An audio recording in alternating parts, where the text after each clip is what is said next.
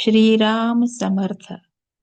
श्री सद्गुरु कृपेने आजपासून म्हणजे 1 जानेवारी 2026 पासून मी श्री ब्रह्मचैतन्य महाराज गोंदवलेकर प्रवचने या पुस्तकातील रोज एक पान असे पुढील 365 दिवस म्हणजे 31 डिसेंबर 2026 पर्यंत वाचण्याची सेवा करत आहे.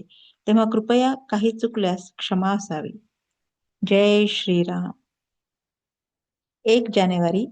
आजचा विषय नाम हे परमात्मा स्वरूपच आहे. नाम म्हणजे भगवंताचे नाव. साधन या दृष्टीने देवाच्या निरनिराळ्या नावात फरक नाही. नाम हा जीव आणि शिव यांच्यामधला दुवा आहे. नाम हे साधनही आहे आणि साध्यही आहे. नाम सगुण आहे आणि निर्गुणही आहे. नामाचा आरंभ सगुणात आहे तर शेवट निर्गुणात आहे. आरंभ सगुणात आहे असे म्हणण्याचे कारण हे की भगवंत मुळात जो निर्गुण निराकार आहे तो जेव्हा सगुणात आला तेव्हाच त्याला नामरूप लागले आणि सगुण रूप नाहीसे झाले तरी नाम शिल्लकच राहिले, म्हणून ते निर्गुणही आहे. तेव्हा सगुण आणि निर्गुण भक्तीला आधार नामाचाच आहे. नाम हा सत्संगाचा पाया आहे आणि कळसही आहे.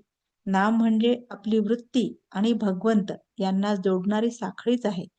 लग्न झाल्यावर स्त्री जशी नवऱ्याशी एकरूप होते त्याप्रमाणे वृत्तीचे नामाशी लग्न होऊन ती नामरूप बनली पाहिजे.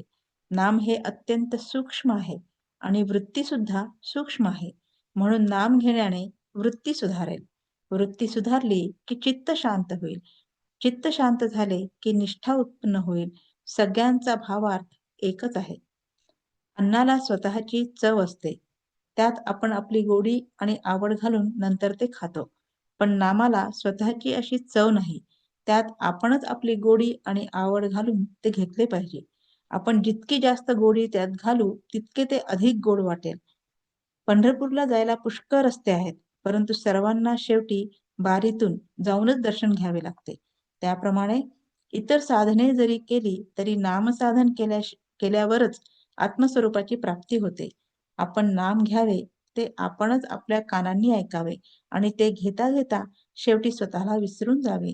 हाच नामसाधनेतला आनंदाचा मार्ग आहे. जसे आपलेपण आपल्या नावात आहे तसे देवाचे देवपण त्याच्या नामात आहे. आपण आज जे नाम घेतो तेच नाम शेवटपर्यंत कायम राहते, परंतु देहबुद्धी जसजशी कमी होत जाईल तसतसे नाम अधिकाधिक व्यापक आणि अर्थगर्भ बनत जाते आणि शेवटी नाम हे परमात्मा स्वरूपच आहे असा अनुभव येतो. पाणी हे जसे शरीराचे जीवन आहे तसे नाम हे मनाचे जीवन बनले पाहिजे. नाम इतके खोल गेले पाहिजे की प्राणाबरोबरच ते बाहेर पडावे. अंतकाळी अगदी शेवटी सुटणारी वस्तू म्हणजे भगवंताचे नाम पाहिजे. नामातच शेवटचा श्वास गेला पाहिजे. बोधवाक्य: नामात एका आनंदाशिवाय दुसरे काही नाही. श्रीराम समर्थ.